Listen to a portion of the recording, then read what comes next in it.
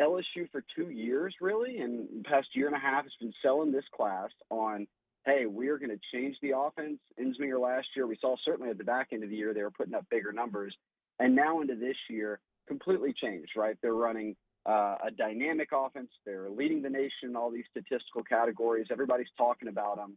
And then they've sold these recruits on, hey, this brand new facility, locker room, state of the art, everything is going to be available to start this season.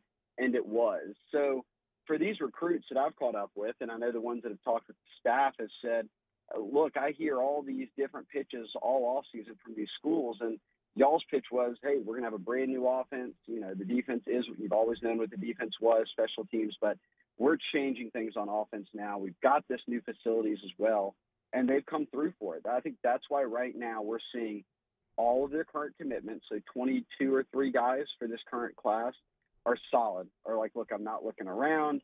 Raheem Jarrett, for instance, one of their big receivers, had flirted over the offseason with Tennessee, and Tennessee was selling this change in the program, Pruitt's new year, next year, he was going to have a big season, and it couldn't have gone worse for them and couldn't have gone better for LSU. So that's an understatement, Shea.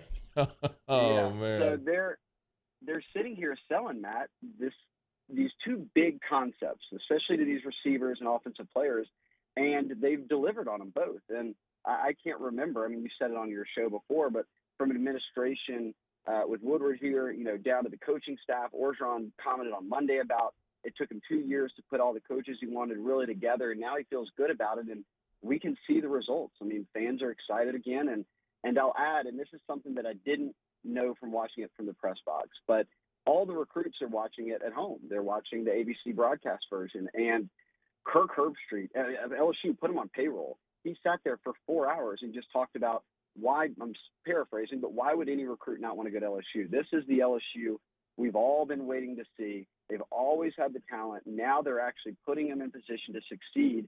And by the end of that game, he's arguing, is LSU number 1? Is LSU better than Bama, Clemson?